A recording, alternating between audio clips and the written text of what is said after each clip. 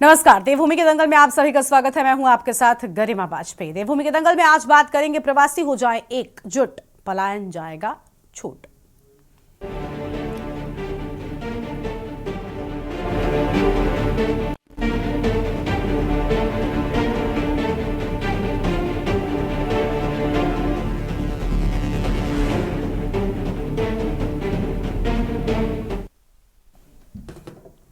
राजधानी देहरादून में रविवार को आयोजित प्रथम अंतर्राष्ट्रीय प्रवासी उत्तराखंडी सम्मेलन किया गया। मुख्यमंत्री पुष्कर सिंह धामी की पहल पर आज 17 देशों में रहने वाले उत्तराखंडी एक साथ जुटे सम्मेलन में उत्तराखंड में निवेश की संभावना, हॉस्पिटैलिटी, वेलनेस, कौशल विकास, विदेश में रोजगार और उच्च शिक्षा के साथ ही उद्यान, जड़ी बूटी में संभावना विषय पर पैनल डिस्कशन भी किया गया। बताते चले कि दिसंबर 2023 में आयोजित इन्वेस्टर समिट से पहले धामी विदेश दौरे पर गए थे, जहां प्रवासियों ने उनका उत्तराखंड की रीति परंपरा से स्वागत किया था। इस दौरान तमाम सफल लोगों की सीएम से मुलाकात भी हुई थी। इसी के बाद सीएम ने ऐसे प्रवासियों के अनुभव का लाभ लेने के लिए शासन में प्रवासी उत्तराखंडी सेल गठित करने के साथ ही अंतर्राष्ट्रीय प्रवासी उत्तराखंडी सम्मेलन भी आयोजित करने के निर्देश दिए थे। सरकार का मानना है कि देश विदेश में रह रहे प्रवासी उत्तराखंडी राज्य में गांव गोद लेने में भी उत्साह दिखा रहे हैं, जिसमें अब तक कई गांवों को प्रवासियों ने गोद भी लिया है। यह मुहिम और बेहतर करने का प्रयास सरकार कर रही है, लेकिन विपक्ष का मानना है कि भाजपा सरकार के कार्यकाल में लगातार हो रहे पलायन और साथ ही रोजगार, शिक्षा संबंधी विषयों की वजह से उत्तराखंड के लोगों को बाहर जाने के लिए मजबूर होना पड़ रहा है। और यही वजह है कि पलायन पर सरकार का कोई रोक नहीं है। जो प्रवासी आना भी चाहते हैं, उनके प्रवास के लिए भी सरकार के पास कोई ठोस प्लान नहीं है। आज इसी पर हम करेंगे विस्तार से चर्चा। खास मेहमानों का पैनल हमारे साथ में होगा, लेकिन उससे पहले ये रिपोर्ट देखिए। मुख्यमंत्री पुष्कर सिंह धामी ने प्रदेश का कार्यकाल संभालते ही प्रवासी उत्तराखंडी भारतीय लोगों का सम्मेलन किया था। देश विदेश में रहने वाले प्रवासियों को 2 दिवसीय कार्यक्रम में भी बुलाया गया था, जिसका उस समय राज्य सरकार को अच्छा अनुभव भी मिला। यही वजह है कि अब सभी के अनुभवों के साथ सरकार प्रवासी सम्मेलन कर रही है, जिसमें बड़ी संख्या में उत्तराखंडी प्रवासियों के आने का अनुमान है। साथ ही उत्तराखंडी प्रवासियों के अनुभव से सरकार प्रदेश हित के लिए उनका ज्ञान भी लेगी। वहीं विदेशों से आए उत्तराखंडी प्रवासियों ने सरकार की इस पहल को सराहना करते हुए प्रदेश की समस्याओं को लेकर अपने अनुभव भी साझा किए हैं। सबसे पहले तो ये अंतर्राष्ट्रीय प्रवासी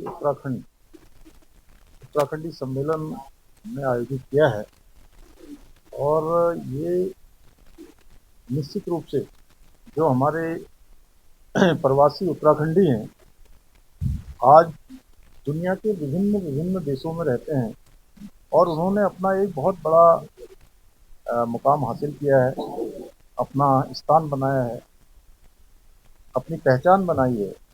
अनेक अनुभव उन्होंने प्राप्त किए हैं। उनके अनुभवों का लाभ उनके पैतृक स्थानों को मिलेगा, उनके पैतृक राज्य को मिलेगा। हमने उनके अंदर एक भाव देखा है, अपनी संस्कृति के प्रति, अपनी मिट्टी के प्रति एक उनका जुड़ाव है। और हमने पिछले नवंबर माह में 2024 में देश के अंदर रहने वाले जितने प्रवासी हैं, जो विभिन्न राज्यों में निवासरत हैं, उन सबका भी सम्मेलन किया था, और बड़ी संख्या में देश के अंदर रहने वाले प्रवासियों ने भी इसमें भाग लिया। आज मैं मुझे बहुत ज़्यादा सौभाग्यशाली महसूस कर रही हूँ अपने आप को कि आज हम इस सम्मेलन में जो उपस्थित हुए हैं, और ये सब मुख्यमंत्री जी की बदौलत ही है। यहाँ पर जैसे कि बात हुई है पलायन के ऊपर, तो मेरा ये विचार है, क्योंकि एडवाइस हम नहीं कर सकते, पर मेरा ये अपना अंदरूनी विचार है कि ये जो कदम उठाया जा रहा है एडॉप्शन का, उसमें पलायन रुकेगा।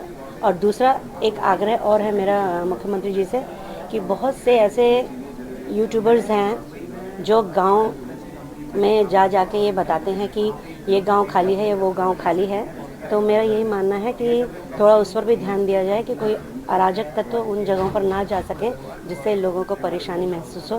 मुख्यमंत्री पुष्कर सिंह धामी जी का बहुत बहुत आभार और धन्यवाद पूरी टीम को देना चाहता हूं कि वो हर काम में पहले तो हैं ही, लेकिन उत्तराखंडी सम्मेलन कराने वाले वो पहले इस प्रदेश में पहले मुख्यमंत्री है, और ये सफल आयोजन उन्होंने किया है।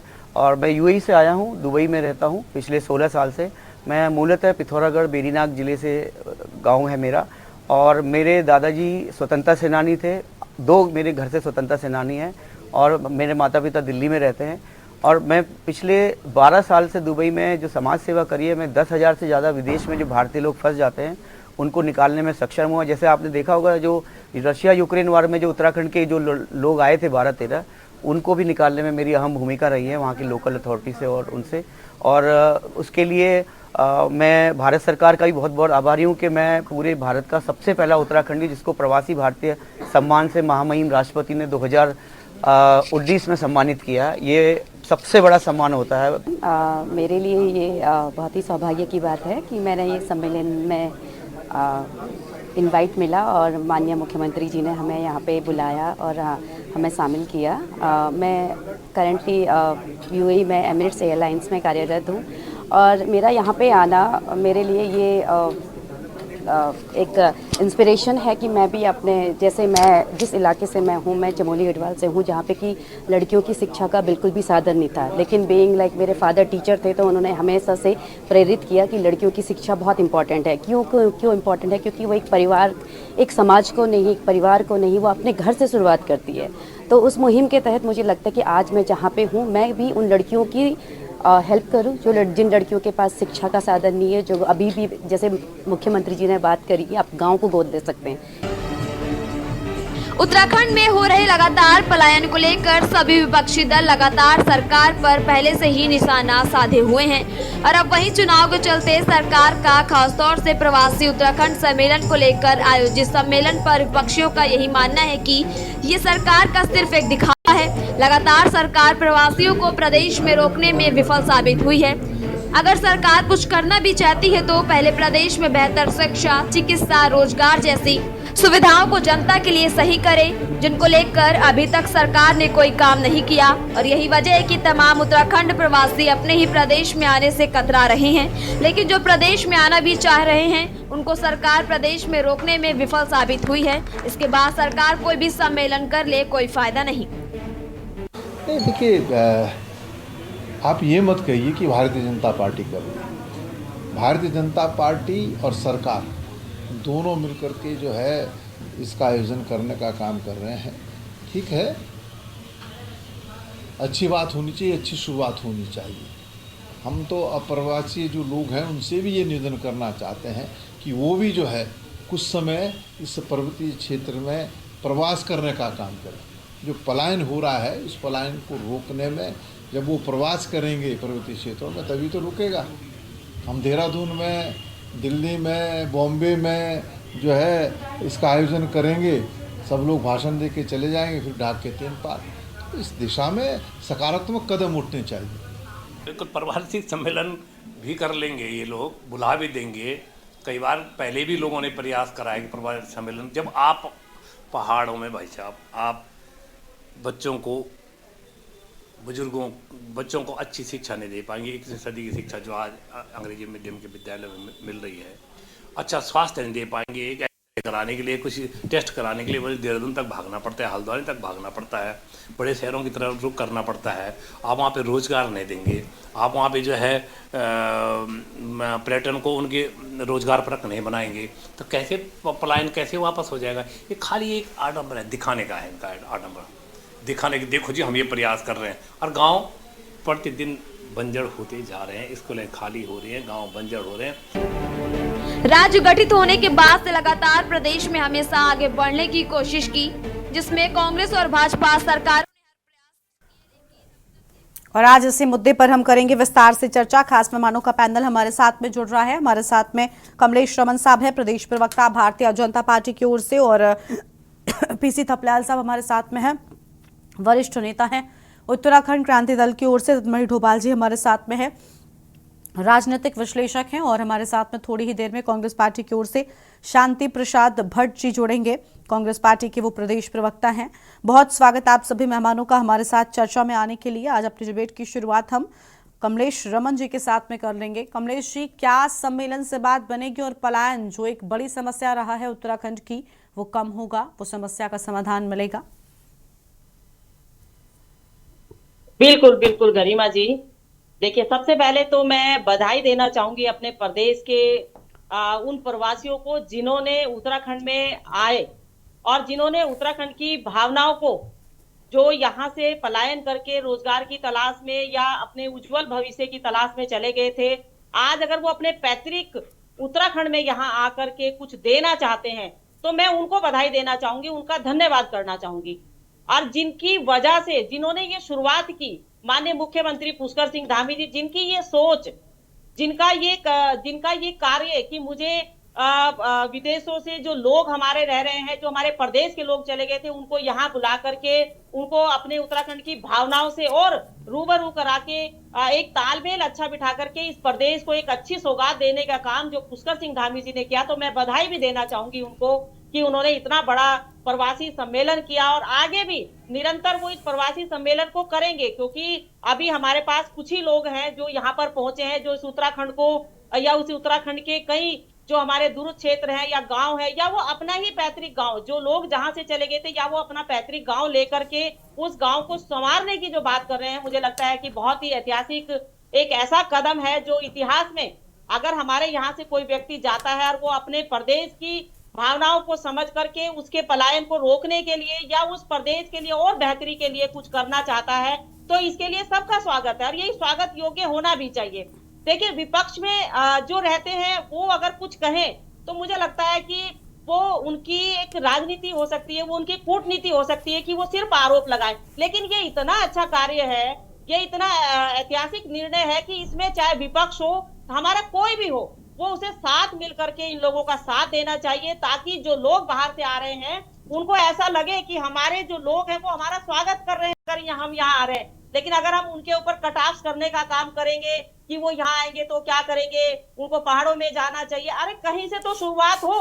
अगर शुरुआत अच्छी हो रही है, देहरादून से हो, हल्द्वानी से हो, पौड़ी से हो, चमोली से हो, अल्मोड़ा से हो, मुझे लगता है कहीं से भी हो, किसी भी क्षेत्र से, पर शुरुआत अच्छी होनी चाहिए।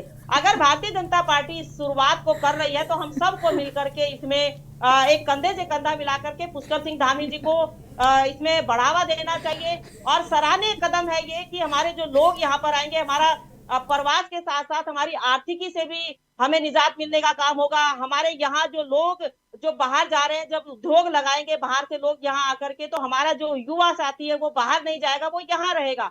हमारे पहाड़ों का जो स्वरूप है वो वापस लौट करके आएगा। और अभी मैं सुन रही थी गरिमा जी की अभी हमारे यूकेडी के भाई कह रहे थे कि पलायन को रोकने के लिए उसको अरे भाई, अगर कोई इनसे ये पूछे कि आप यहाँ के देहरादून में क्यों बसे हैं, आप गांव में क्यों नहीं जाते, आप गांव में क्यों नहीं रहते, अगर आज गांव में ताले लगे हैं तो मुझे लगता है कि सबका कर्तव्य बनता है, जो देहरादून में रहता है, जो हरिद्वार में रहता है, जो दिल्ली में रहता है, जो बॉम्बे में रहता है, उसको अपने गांव की सुध भी लेनी चाहिए। खाली देहरादून में यहाँ आकर के, यहाँ कोठी बना करके, मकान बना करके अगर अपने गांव को ऐसी छोड़ देंगे तो मुझे लगता है कि फिर पलायन कैसे रुकेगा। ये हम सबका कर्तव्य बनता है। हम जितने भी पैनल में बैठे, मुझे लगता है हम सबका कर्तव्य बनता है, जितने भी हम बाहर लोग काम करते हैं या अपने प्रदेश को छोड़ के अन्य प्रदेशों में जाते हैं, तो कम से कम अपने गाँव में जाकर के वहाँ पूजा कराएं, वहां जो छोटे फंक्शन हमारे होते हैं उनको कराने का काम करें। और अगर ये पहल भारतीय जनता पार्टी की सरकार ने करी है तो इस पे उंगली उठाने का मुझे लगता है कि इस समय मौका नहीं है, बल्कि हमें हाथ फैला करके उन प्रवासियों का स्वागत करना चाहिए जो बाहर से विदेशों में रह रहे हैं और उन्हें आज उत्तराखंड में आकर के अगर कुछ करने का मौका मिला है और सरकार उनको ला रही है, तो ये बहुत अच्छी पहल है, हमें उनका साथ देना चाहिए। अगर हम साथ नहीं देंगे और कटाक्ष करने का काम करेंगे और विपक्ष अगर सिर्फ कटाक्ष ही कटाक्ष करेगा, सहयोग नहीं करेगा, तो फिर कैसे चलेगा। क्योंकि सरकार तो अपना काम करेगी, पर विपक्ष का क्या काम है, उसका भी तो काम है कि वो जनता की भावनाओं के अनुरूप कम से कम सरकार का साथ दे। और जनता यही चाहती है कि हमारे पहाड़ों का पलायन रुके, हमारे गांव का पलायन रुके, अच्छी शिक्षा मिले, अच्छा स्वास्थ्य मिले, अच्छी सड़क मिले, बिजली मिले, पानी मिले, तमाम वो हमारे जो उद्योग हैं वो हमारे पहाड़ों में लगे, ताकि हमारे पहाड़ों की जो रौनक है, जो स्वरूप है, जो 2000 से पहले का हमारा स्वरूप है, वो वापस आ सके। क्योंकि देखिए, अब तरक्की करने का, उन्नति करने का सबको अधिकार है। तो हमारे देखिए, समिट बहुत सारे होते हैं, सम्मेलन बहुत सारे होते हैं कमलेश जी, लेकिन इन सम्मेलनों से बदलाव कितना आता है, लोगों को फायदा कितना होता है, वो भी बहुत जरूरी है। बीजेपी इवेंट मैनेजमेंट में महारत हासिल कर चुकी है, हम सब जानते हैं। वो हर एक चीज को इवेंट के तौर पर प्रदर्शित करते हैं, जनता के बीच में एक अलग मैसेज देने का प्रयास करते हैं। लेकिन अगर मंशा समस्या के समाधान की हो जाएगी तो तस्वीर और बेहतर होगी। इन इवेंट्स का, इन समागमों का असली मकसद हल हो सकेगा और फायदा भी प्रदेश को जरूर मिलेगा। उम्मीद यही है कि आगे से ऐसा होगा। चलिए, वरिष्ठ नेता यूकेडी के थपलियाल साहब हमारे साथ में मौजूद है। बहुत स्वागत सर। क्या सम्मेलन से बात बनेगी और पलायन रुकेगा? क्योंकि जिस तरीके से बड़े बड़े दावे किए जा रहे हैं, बड़ी बड़ी बातें की जा रही हैं सरकार की ओर से, बैठक में जिन बड़े मुद्दों को लेकर चर्चा की जा रही है, क्या चर्चा ही सब कुछ है और क्या धरातल पर बदलाव नहीं होना चाहिए? क्योंकि पलायन पर चर्चा कोई नई थोड़ी ना है, प्रदेश के साथ में एक धब्बे की तरह जुड़ा हुआ है। देखिए, आपने एक लाइन में भाजपा के प्रवक्ता को पूरा पाठ पढ़ा दिया। मैं सलूट करता हूं आपको कि ये जो तमाशे की राजनीति से ये राज्य बहुत अकता गया है। एक प्रवक्ता कह रहा है कि देहरादून में तुम पहाड़ में नहीं जा रहे, चंडीगढ़ से पहाड़ में नहीं जा रहे। अरे तुम जा रहे हो खुद यहाँ मैं तो देहरादून की हूँ, मैं तो देहरादून की हूँ। कमलेश रमन जी बोलने दीजिए उनको। हाँ ठीक है सर, बोलिए। मेरा कहने का मतलब है कि पूरे इनके नेता निसंग, कभी पहाड़ से लड़ता था वो यहां आ गया, त्रिवेंद्र पहाड़ से लड़ता था वो यहां आ गया। सारे इनके नेता यहां जमवाड़ा करके माफियों के साथ खेल रहे हैं खेल। यहां पे मूर्ख बना रहे हमें बैठने के लिए। शर्म आनी चाहिए। अब जब हम देख रहे हैं कि उस पहाड़ में मैं खुद रहना चाहता हूं, वहां रह नहीं सकता, जंगली जानवर खा जाएगा मुझ बूढ़े को। एक एनासिन लेने के लिए मेरे को कोटद्वार नौका खाल जाना पड़ेगा। ये देहरादून रहने वाली प्रवक्ता को क्या मालूम है कि पहाड़ में हो क्या रहा है? मेरा नेता जब बता रहा है कि पहाड़ में शिक्षा स्वास्थ्य सब मुंह के बल पे गिर चुकी है, तो देहरादून वाली प्रवक्ता क्या जानेगी उस पहाड़ की पीड़ा को, उन महिलाओं के पीड़ा को जिनका परसम सड़कों पे हो रहा है। आपने देखा परसों बस अंदर है, ये अंदर बैठे हुए जवाब देने दीजिएगा वाजपेयी जी। हाँ बिल्कुल मैम, अभी तो आपने ही बोला है, प्लीज अभी एक मेहमान को और मेहमानों को बोलने गिरी थी मैडम, एक एक जवाब देना।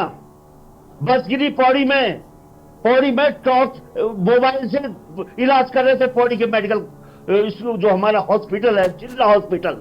शर्म आनी चाहिए सरकार को। और इनका पैमाना, हमारे जो मर गए उनको 2 लाख, नैनीताल की वहां मरते हैं 10 लाख। ये सरकार का कभी पैमाना देखा आपने पैमाना देखा कि अभी इसी मुख्यमंत्री ने, इस मुख्यमंत्री की जड़ें उत्तराखंड में होती तो निश्चित रूप से ये खेल हमारे साथ नहीं खेलता। कभी इन्वेस्टमेंट के तमाशा मचाता है एफआरआई के अंदर, हम देखा उस तमाशे को। कितना इंग्लैंड चले गया, फोमा कंपनी के साथ बात कर रहा है, अरब कंपनी चले गया, ढाक के 3 पास। अभी प्रवासी जो है इस देश को, इस राज्य को इसलिए छोड़ के जाते हैं कि मेरा राज्य उनको रोजगार नहीं दे पाता, मेरा देश उनको रोजगार नहीं दे पाता, क्योंकि मेरे देश में ऐसे मुखिया बैठा हुआ है जो झूठ बोलता है, बातें करते हैं, पता ही नहीं है, झूठ बोलता है जो वो तो बाहर जाना पड़ा। आज जो बच्चा भी है प्रवासी, वो हिंदुस्तान में नहीं लौटना चाहता। हम देखे हैं कि जो लोग आना भी चाहे, गुड़गांव में आए, बंबई में आए और वापस 2 महीने में चले गए। अगर अनुभवशील नेतृत्व होता, हमारे पास अगर नेता होते तो ऐसे बच्चों की तरह बातें न करते और बच्चों की तरह ये तमाशा न करते। आज जो प्रवासी लेकर यहां बुलाए हुए हैं इन्होंने, आज भारत प्रदूषण में सबसे ऊपर सांस घुटती है यहाँ, क्योंकि हमारे बच्चे भी बाहर रहते हैं और मैं 50 जगह विदेशों में जाके भारत प्रवासियों से सुनता हूं कि भारत में कोई भी प्रदूषण ऐसा नहीं है, खाने से लेकर, हवा से लेकर, राजनीति से लेकर, सारा प्रदूषण का वो देश बना दिया इन लोगों ने। जो लोग बड़े बड़े, अभी आप प्रदूषण का तमाशा देखेंगे तो मैं क्या कहूं, कुछ बोलूंगा तो रह नहीं पाएंगे यहाँ पे। प्रवासी लोगों से मिला आज सुबह, यहाँ 4-5 लोग हैं जो इस बसंत विहार में मॉर्निंग वॉक कर रहे थे, प्रवासी बच्चे। उनके माँ बाप बोला तमाशा था तमाशा। ये जो तमाशे में, अरे वो क्या लगाएंगे, उनको क्या बोल रखा है, हाइड्रो प्रोजेक्ट वो लगाएंगे कि हम लगाएंगे, वो तो नौकरी करने गए हुए हैं। अबे भगवान, कोई दिमाग इनके अंदर है कि भूसा भरा हुआ इनके दिमाग में? वो नौकरी करने वाले लोगों को यहाँ बुलाया हुआ है, वो लोग अपनी नौकरी करेंगे कि गांव को गोद लेंगे, जो गांव खाली हो चुके हैं, जो जंगली जानवरों ने मिल गया जिन गांव को, उनको गोद लेंगे, वो बच्चे गोद लेंगे।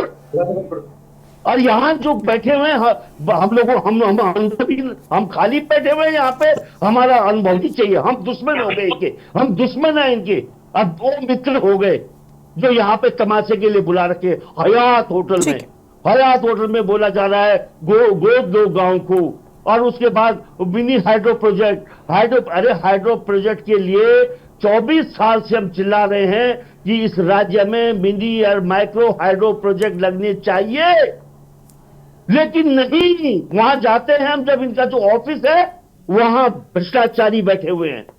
आज दिन तक नॉर्थ ईस्ट में कितने युवाओं ने इस सब्सिडी को लिया है, ये जो मिनी और माइक्रो हाइड्रो प्रोजेक्ट, यहां एक भी बच्चा नहीं चला पाया, एक भी। अगर ये भाजपा का प्रवक्ता ये बता देना कि यहाँ पे कितने हाइड्रो प्रोजेक्ट है, मैं इनके माथे रख दूंगा।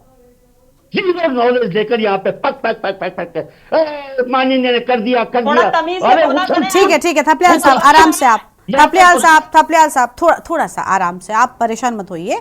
ठीक है, आपने अपनी बात कह ली, हम समझ रहे हैं कि वो समस्या है और जस की तस बनी हुई है। ठीक है, थपलियाल साहब आपको रोक रहे हैं यहाँ पर। हमारे साथ में और मेहमान भी जुड़ चुके हैं। हमारे साथ में शांति प्रसाद भट्ट जी, प्रदेश प्रवक्ता कांग्रेस पार्टी की ओर से जुड़ चुके हैं। उनके साथ में चर्चा को आगे बढ़ाएंगे। एक छोटे से ब्रेक के लिए यहाँ पर रुकते, चल लौटेंगे।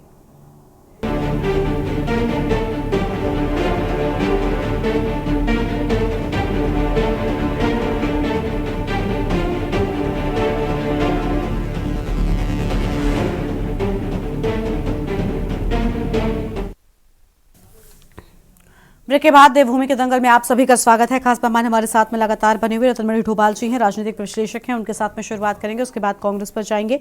बहुत स्वागत रतनमणि जी आपका हमारे इस खास कार्यक्रम में। रतनमणि जी, पलायन की समस्या बड़ी है और ऐसा नहीं है कि ये समस्या सिर्फ बीजेपी के सत्ता में रहने के दौरान ही है, लेकिन दावे ये किए गए थे जब बीजेपी सत्ता में आई कि इस समस्या को खत्म किया जाएगा, जो अब तक नहीं हो सकी है। उसके लिए अलग अलग तरह के इवेंट्स हो रहे हैं, अलग अलग तरह की चर्चाएं हो रही हैं, अलग अलग तरह के समागम हो रहे हैं।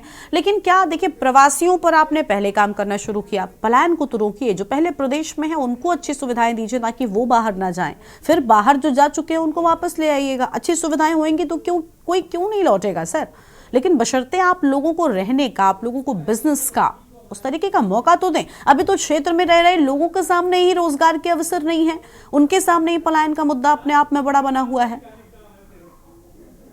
देखिए, आप जो कह रहे हैं बड़ी बात यही है, लेकिन इसके बाद भी सरकार अगर कोई काम कर रही है तो उसको रोका तो नहीं जा सकता है कि वो अगर नहीं, उसकी मंशा क्या है, हम ये जानना चाहते हैं। बुला रही है, सम्मेलन कर रही है, तो हम उससे वो नहीं कर रहे हैं कि वो क्यों कर रही है, उसको वो सरकार कर सकती है। लेकिन मैं एक दो चीजें आपके सामने ये रखना चाह रहा हूं कि कोविड काल में कितना रिवर्स पलायन हुआ,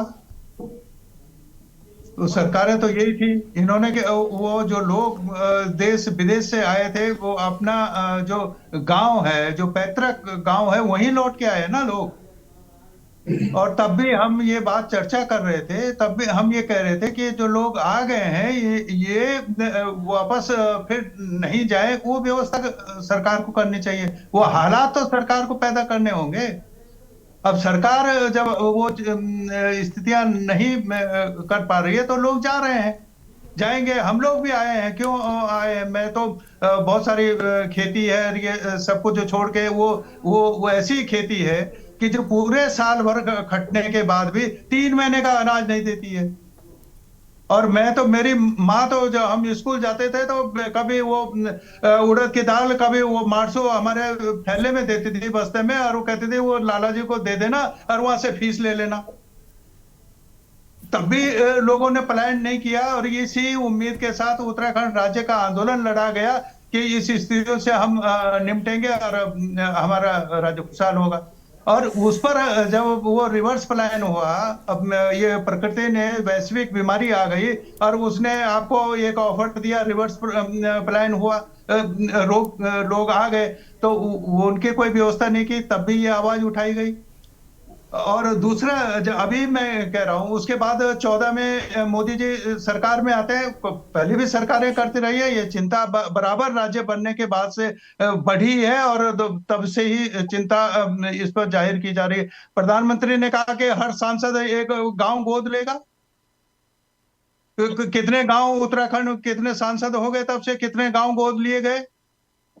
अरे कोई एक तो बताओ ना आप कि ये गांव हमने मूलभूत सुविधाओं से ये हो गया, ये गांव हमारे सांसदों ने गोद लिए थे। तब तो आप प्रवासियों को आकर्षित करेंगे कि हाँ भाई वो जब सांसद कर सकते हैं, एक गांव उसने मूलभूत सुविधाओं से वो बना दिया, तो प्रवासी भी आएंगे, वो भी चाहते हैं कि मेरा जो पैतृक गांव है वो खुशहाल हो, वो भी उस वहां निवेश के लिए हालात तो सरकार बनाएगी ना। वो कोई विदेश से आके तो वहां परिस्थितियां नहीं बदलेगा, वो परिस्थितियां बदल के आपको देनी होगी। और ये उत्तराखंड के 10 जनपदों में आप बताइए कौन से ये सरकार ने दो इन्वेस्टमेंट समिट किया, 18 में किया, 23 में कर दिया, लाखों करोड़ों का आप दावा कर रहे हैं। आते हैं शांति प्रसाद जी, आएंगे, थोड़ा सा उनको सुन लीजिए, उसके बाद आपके पास ही आते हैं। आपने 10 जिलों में कितना लैंड बैंक बनाया है?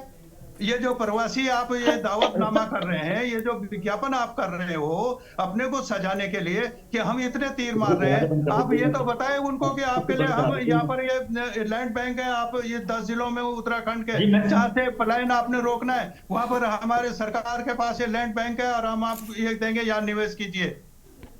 वो परिस्थितियां वो विदेश से आके तो नहीं बनाएगा, वो तो सरकार को ही करना है। अब सरकार अपना काम नहीं कर रही है, सिर्फ विज्ञापन अगर आप करोगे तो 18 में भी आपने कर लिया, 23 में भी आपने कर लिया, और ये 25 में भी आपने कर लिया, और परिस्थिति हालात आप बदलेंगे नहीं तो कैसे होगा? मैं तो ये समझता हूं, मैं उसके प्रयास पर उन्होंने किया है, उसका कोई विरोध नहीं है, हम स्वागत कर रहे हैं कि जो हमारे प्रवासी हैं आए हैं, जो जिन्होंने वो गए तो इसीलिए ना कि आपने उनको हालात नहीं दिए ऐसे कि वो यहाँ निवेश कर लेते हैं, इसलिए वो निवेश करने भी विदेश में गए, कुछ नौकरी करने गए। हम तो बर्तन मांजने भी आज भी विदेश में जा रहे हैं कि कोई बर्तन मांजने के लिए रख ले हमें। आप तो हमें बर्तन मांजने लायक भी यहाँ जॉब नहीं दे पा रहे हो। तो सरकार कहीं तो उसको स्टैंड लेना चाहिए कि हम आपको ये दे रहे हैं, आप इसमें खटिए। आप कब की बात हो रही थी कि हम IT हब बनाएंगे, कहाँ है वो हब? एजुकेशन हब बनाएंगे, और जो एजुकेशन थी उसको भी आप बेच रहे हो।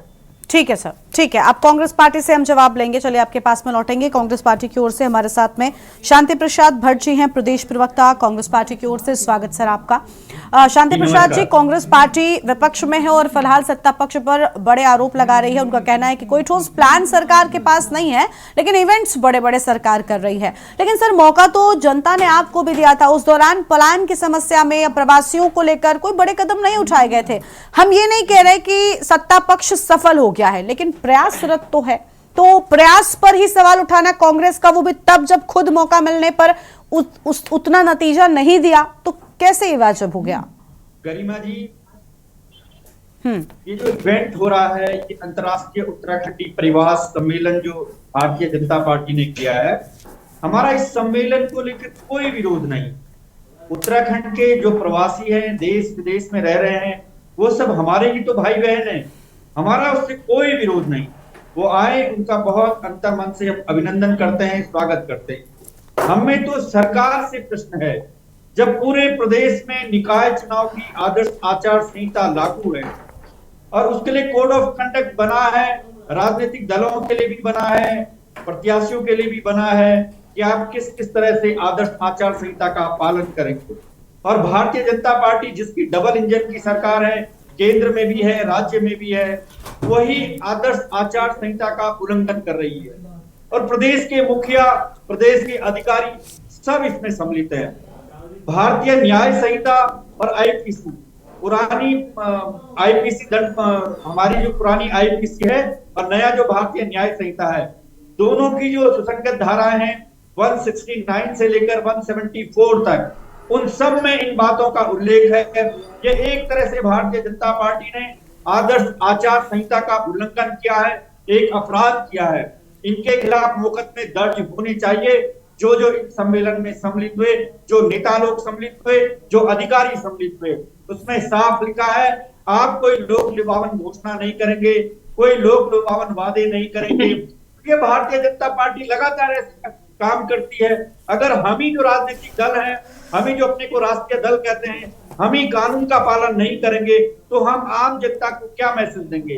क्या सरकार इतनी कि सरकार को पता नहीं था कि एक इतना बड़ा हम प्रवासी सम्मेलन करने जा रहे हैं और वो आदर्श आचार संहिता होगा, उसकी डेट आगे पीछे कर सकते थे आप। पहले से आपकी क्या तैयारी थी, आपके अधिकारी कर्मचारी क्या कर रहे थे सब बातों को लेकर, अगर आपको ये सब बातें पता नहीं थी तो।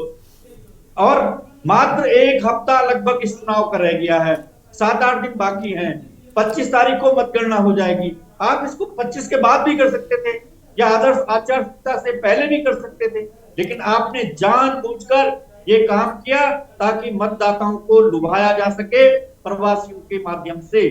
लेकिन मतदाता बहुत जागरूक है, वो जान चुके हैं भारतीय जनता पार्टी का चाल चरित्र और चेहरा बेनकाब हो चुका है, इसलिए कोई मतदाता इनके झांसे में आने वाला नहीं है। इन्होंने 5 मार्च 2024 को माननीय मुख्यमंत्री जी ने प्रवासी भाइयों से कहा था कि आप एक एक गांव गोद लीजिए। मैं पूछना चाहता हूं आज माननीय मुख्यमंत्री जी से, आपके कहने से कितने प्रवासियों ने और कौन कौन से गांव गोद लिए, उनकी लिस्ट जरा सार्वजनिक कर दीजिए। मैं पूछ रहा हूं उनके 8 सांसदों से जो इस प्रदेश के हैं कि आपके माननीय प्रधानमंत्री श्रीमान मोदी जी ने आपसे कहा था कि प्रत्येक सांसद गांव को गोद लेंगे। इनके 8 सांसदों ने कौन कौन से गांव गोद दिए, उन गांव में कौन कौन से विकास का कार्य हुए, जरा इस पर एक श्वेत पत्र जारी करिए। रिवर्स फ्लाइंग ये पहले, रिवर्स माइग्रेशन पर ये पहले इस तरह की बहुत नौटंकी कर चुके हैं, जिसका परिणाम कुछ नहीं हुआ। पहले जितने समिट भारतीय जनता पार्टी ने किए उनका हासिल पाई 0 रहा, और इस तरह के जुमले भारतीय जनता पार्टी चुनाव के समय करती है। पिछला लोकसभा का जो चुनाव था तब भी इन्होंने टिहरी में इसी तरह का एक इवेंट करने की कोशिश की थी, और लगातार अधिकारी इस पर ध्यान नहीं दे रहे हैं। जिनको आदर्श आचार संहिता का ड्यूटी दी गई है, जो ऑब्जर्वर बने हैं, वो लगातार इग्नोर कर रहे हैं। आप सोचिए गरिमा जी, अगर यही काम प्रतिपक्ष के लोग करने लगेंगे तो भारतीय जनता पार्टी के लोग सड़कों पर उतर जाएंगे। लेकिन हमारा ध्यान अभी केवल मतदाताओं पर है। हम लगातार गली कूचों में कैंपेन कर रहे हैं, हम सम्मानित मतदाताओं से निवेदन कर रहे हैं, आग्रह कर रहे हैं कि इस निरंकुश सरकार को उखाड़ फेंकिए। इनके राजकाज में न माँ बेटियां सुरक्षित हैं, न बेरोजगार नौजवान सुरक्षित हैं। इसलिए इस सरकार ने बेतहाशा महंगाई की है, और अब ये कहते हैं कि हमको एक और इंजन दे दीजिए। 10 साल से इनके पास केंद्र का इंजन है, 8 साल से इनके पास राज्य का इंजन है, और पिछला मेयर का चुनाव भी इन्होंने जीता देहरादून में, तब भी ये कुछ नहीं कर पाए। इनके दामन पर घोटालों के दाग लगे, इसलिए जनता समझ चुकी है इस बार इनको उखाड़ फेंकना है। एक एक पार्षद भाई बहन को जिताना है कांग्रेस के, और मेयर के रूप में हमारे पोखरियाल साहब को जिताना है। गरिमा जी, जिस दिन कांग्रेस पार्टी ने पोखरियाल जी का टिकट जारी किया, पूरे गढ़वाल मंडल और कुमाऊं मंडल में खुशी की लहर दौड़ पड़ी थी, और सारे लोग चुनाव में प्रत्याशी के प्रमोशन पर चर्चा थोड़ी ना है सर। शांति प्रसाद जी, ये निकाय चुनाव के प्रत्याशी के प्रमोशन की हम चर्चा नहीं कर रहे हैं। आप अपने प्रत्याशी को लेकर बड़ी बड़ी बातें कर रहे हैं, निकाय पर चर्चा भी नहीं है। आप कह रहे हैं कि प्रत्याशी का नाम सामने आते ही जश्न हो गया। क्यों जश्न हो गया? इंतजार करिए, अभी तो आपका प्रत्याशी जीता भी नहीं है। आप जीत जाने पर अगर ये कह दे तो भी ठीक था। अभी तो फिलहाल आप थोड़ा सा इंतजार करिए, मुझे लगता है उसके बाद ही इस तरीके की बातें करना ठीक होगा। और अभी तो निकाय की बात ही नहीं है, हम चर्चा कर रहे हैं पलायन पर, प्रवासियों पर, उस पर रहना था आपको। चलिए, वहीं से की है गरिमा जी। हाँ, मैंने शुरुआत वहीं से की है। हाँ ठीक है, लेकिन प्रमोशन थोड़ी करना है आपको। चलिए ठीक है, कोई बात नहीं। देखिए, वो अच्छी बात है, आप कोई बात नहीं, आप बैठे अपनी पार्टी की ओर से प्रवक्ता के रूप में आप कह सकते हैं। लेकिन बड़ी बात यह कि देखिए, थोड़ा इंतजार उसमें भी, क्योंकि अभी तो फिलहाल स्थिति बिल्कुल साफ नहीं है। अभी तो सिर्फ नामांकन है, और जिस तरीके का पिछला कांग्रेस का रिकॉर्ड रहा है, उसके बाद तो मुझे लगता है फिर बातें कहीं भारी ना पड़ जाएं।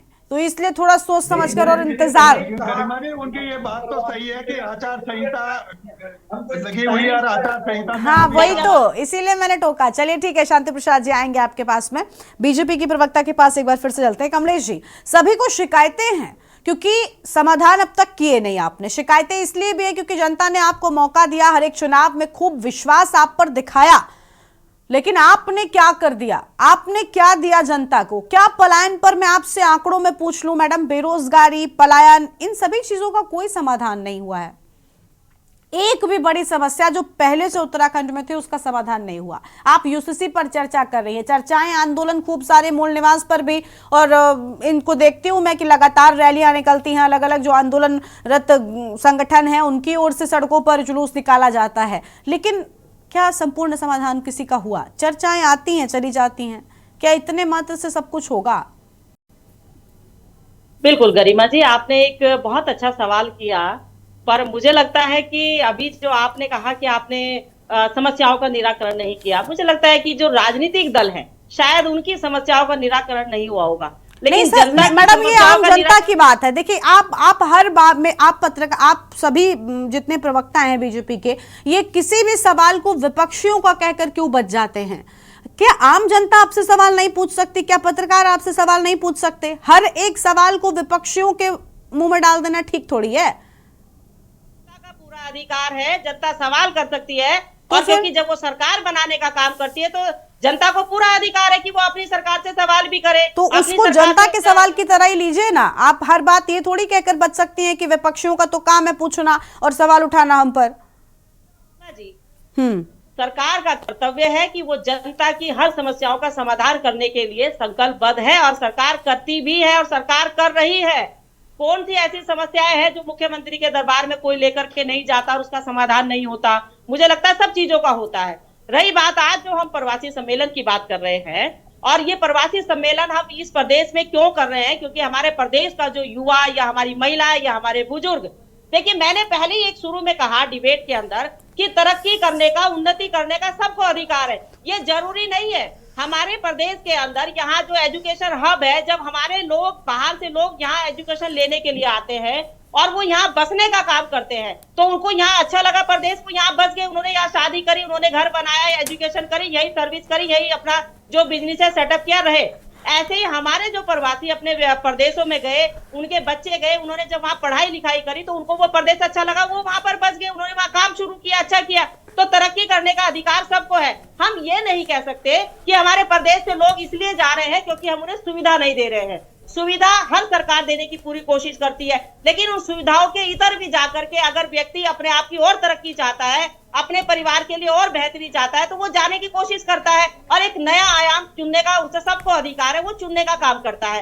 प्रदेश के अंदर आज मुख्यमंत्री पुष्कर सिंह धामी जी की जो सरकार है, वो एक ऐसे बेहतर काम करने का जो निर्णय ले रही है, जो इतिहास रचने का काम कर रही है। मुझे लगता है कि वो आने वाले समय में जब यहाँ पर हमारे जितने भी पैनलिस्ट बैठे हैं, कोई उसमें कमियां नहीं निकालेगा, सबको लगेगा कि वाकई कुछ बेहतर हुआ है। अगर हमारे प्रवासी यहाँ आएंगे तो इस प्रदेश को फायदा मिलेगा, नुकसान तो नहीं होगा गरिमा जी।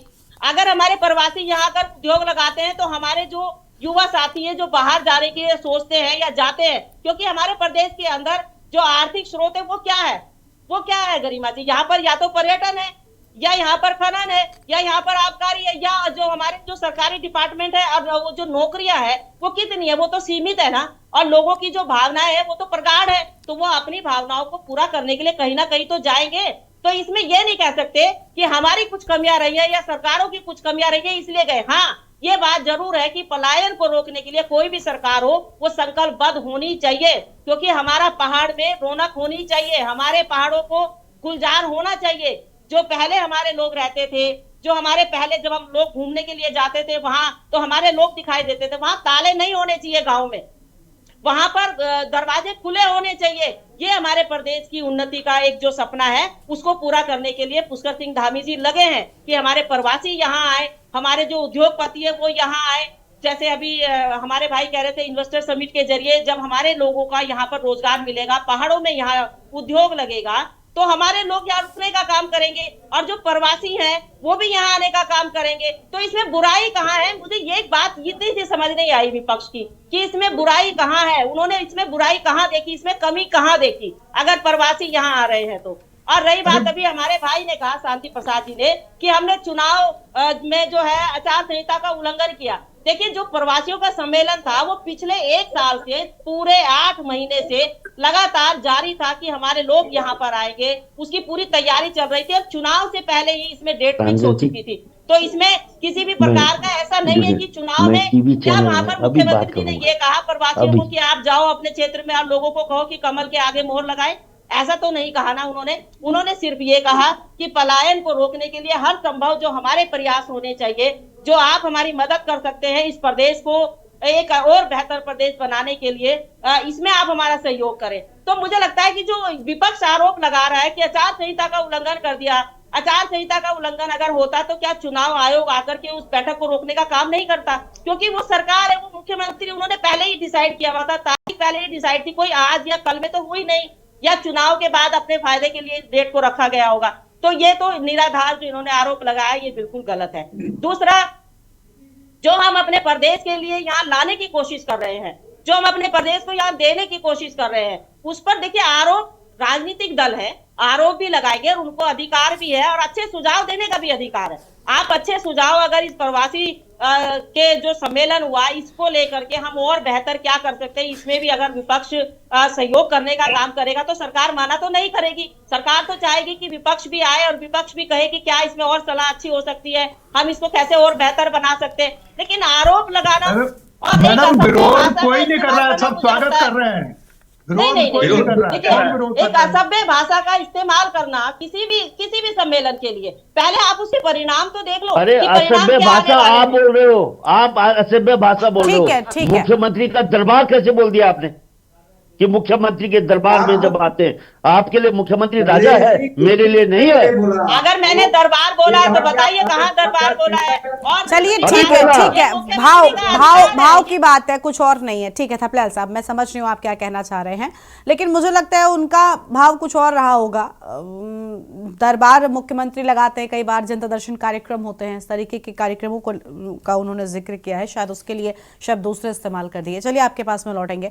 आप ही के राजनीतिक विश्लेषक हमारे साथ में तनमणि डोभाल जी, उनका रुख कर लेते हैं। तनमणि जी, आप कह रहे हैं कि विरोध नहीं हो रहा है, लेकिन अगर विरोध हो भी रहा है तो वो इसलिए क्योंकि पिछले कुछ ऐसे सम्मेलन हुए, जैसे मुझे याद है उत्तराखंड में जब समिट लगा तो ऐसा लगा जैसे हजारों करोड़ों के निवेश हो गए, न जाने कितने एमओयू साइन हो गए, लेकिन असल में तस्वीर आपको लगा कि क्या उन समिट के बाद कुछ बहुत बदल गया, बहुत सारे युवाओं को रोजगार मिल गया? वहां तो ये रहा कि इंडस्ट्रीज स्थापित होंगी, वो कब होंगी सर, मतलब कुछ उसके बाद नजर नहीं आया। कोई बड़ा बदलाव आपको दिखा क्या? आप तो उत्तराखंड निवासी हैं, मैं आपसे ही पूछती हूँ, कितने लोगों को उस समिट के बाद रोजगार मिला? उस समिट में इतनी सजावट, इतना रंग रोगन किया गया कि लगा कि हाँ कुछ बहुत बड़ा हो रहा है, लेकिन सपने दिखाए गए, ऐसा लगा सिर्फ। जी गरिमा जी, मैं शुरू यही मैं बात कर रहा था। जो 2023 में जो समिट हुआ है सूचना अधिकार में, इन्होंने बताया कि उसमें उसी में 5,000 करोड़ का इन्होंने खाना ही कर दिया। खाना ही खाना का खर्चा है जो सूचना में दिया। हम ये कह रहे हैं, ये जो समिट बहन कह रही है ना कि विरोध कर रहे हैं, कोई विरोध नहीं कर रहा है। हमारे लोग हैं, हमारे अपने घर में आ रहे हैं, हम उनका स्वागत करेंगे या विरोध करेगा? कोई पागल ही होगा विरोध करेगा। विरोध क्यों करेंगे हम? वो तो अपने यहाँ आ रहे हैं। हम यही कह रहे हैं कि उनको बुलाने से पहले आपको उन स्थितियों को तो तैयार करना चाहिए कि कहाँ उनको आप जगह दिखाएंगे कि यहाँ आप निवेश कर सकते हैं, अपने गाँव में, अपने जिले में। और कम से कम वो जो 10 जिले हमारे, वो 10 जिलों में सरकार को बताना चाहिए कि हमने निवेश के लिए इतना लैंड बैंक बनाया है प्रत्येक जिले में। कहाँ आपके पास जमीन है? मैं ही लगाना चाहता हूं तो बताइए कि मैं अपने जिले में कहाँ सरकार मुझे जमीन देगी जो मैं वहां निवेश करूं। तो ये जो स्थितियां हैं, इन स्थितियों को ये सरकार ही कर सकती है, कोई दूसरा नहीं करेगा। ये सरकार का ही काम है। आपने लाखों करोड़ रुपए के ये जो एमओयू साइन किए, 1,25,000 करोड़ का तो त्रिवेंद्र रावत जी करके चले गए। उनके तो बीच में वापस ही बुला लिया था गैर शहर से उस एमओयू साइन करने को, उसका आज तक पता नहीं चला। फिर ये 23 में ये आपने कर दिया इन्होंने। तो वो निवेश कहाँ कहीं, आप ये तो बताइए कि भाई हमने इस जगह पे इतना वो निवेशक बुलाए थे और यहाँ पर राज्य को इतना निवेश मिला है किसी एक काम पर भी। तो वो बताने के लिए हमारे पास कुछ नहीं है। मैं फिर वही बात दोहरा रहा हूं कि हमारे जो लोग जिन्होंने रिवर्स प्लान किया जब कोरोना काल में, बस हमने यहाँ से हरिद्वार इधर बसों से लोगों को भेजा अपने घरों में, उनको खाने का, राशन के, ये सारी व्यवस्थाएं मांग पे हमने की है। और उनसे भी अनुरोध किया कि अब मत जाना, अपने गांव में वहीं खेती बाड़ी कुछ खोदो, कुछ आपने अनुभव किया होगा, उससे करो। तो ये अगर सरकार चाहती तो उनको रोकते ना, वो हालात पैदा करते। वहां अभी भी आप एक जो गांव से एक गांव में स्ट्रेचर आप नहीं उपलब्ध करा पाए, जो रोड तक वो डिलीवरी के लिए महिला को ले आए, उसको भी अभी डंडे में लाना पड़ रहा है। आपने दिखाया कि वहां पौड़ी में दुर्घटना हो गई है, मोबाइल से डॉक्टर इलाज कर बिल्कुल रहे इस हैं। तरीके की घटनाएं हमने भी दर्शकों के साथ में इस साझा तरह की की है। चीजें कौन आ जाएगा आपके यहाँ? जंगल राज आपने कर रखा है, जहाँ ठीक है। लाइट की बेसों ने ऊर्जा प्रदेश है हम। ठीक है, कुल मिलाकर वही है ना कि दावे बहुत बड़े बड़े, लेकिन असल में हकीकत कुछ और ही है। थपलियाल साहब का रुख करेंगे। थपलियाल साहब, सम्मेलन के माध्यम से कुछ बदलाव की मंशा जरूर सरकार रखती, शायद तभी इन मुद्दों पर सम्मेलन कर रही है, लेकिन सर समस्याओं के ठोस अगर समाधान चाहते हैं तो उसके लिए ठोस प्लान भी तैयार करना पड़ेगा। कमी कहां पर आ रही है? क्या इनकी मंशा खराब? मैं आपसे सिर्फ एक निवासी होने के लिहाज से, एक थोड़ी देर के लिए आप भूल जाइए कि आप यूकेडी से जुड़े हुए हैं, उत्तराखंड निवासी होने के नाते भी मैं आपसे ये सवाल कर रही हूँ कि कहां पर इन सत्ता पक्ष के कार्यक्रम में कमी आ रही है? क्योंकि अगर ये कार्यक्रम कर रहे हैं, सम्मेलन कर रहे हैं, प्रवासियों की चिंता इनको है कि भाई प्रवासी आ जाए, कुछ अच्छा हो जाए प्रदेश में, तो फिर दिक्कत कहां पर आ रही है? किस स्तर से कमी रह जा रही है? प्रवासी ह्यूमन रिसोर्स है, क्या वो यहाँ के जो वासी हैं उनसे बहुत ज्यादा विजनरी है? यानी जो लोग इस देश को छोड़ के प्रवास में जा चुके हैं, वो रोजी रोटी के लिए गए हैं। मेरे बच्चे भी बाहर हैं, इसलिए मैं जानता हूं इस बात को। इन्होंने अपने अपने बच्चों को बुलाया, इन्होंने ऐसे कोई इनका मापदंड नहीं था, ये तय ही है। मैं इस बात से सहमत हूं कि इसमें कोई भी आचार संहिता का उल्लंघन नहीं हुआ, क्योंकि ये प्रोग्राम फ्री था कि वो परिषद यहाँ पे उनका परिषद होगा, यहाँ पे इस सम्मेलन होगा। इसमें कोई घोषणाएं भी नहीं है। इसमें क्या घोषणाएं? यहाँ पे तो हंसी के पात्र बने ये लोग। विरोध क्या करना? जब अपना बाप कोई ऐसा काम करता है कि गांव को खिलाए, घर में लाले पड़े हो, तो घर का लायक बेटा बोलेगा कि बापू तू बाहर वालों को पूछ रहा है, हमने तेरी कूड़ी उजाड़ी। तब बोलते कि ऐसे आता है, हम मर गए।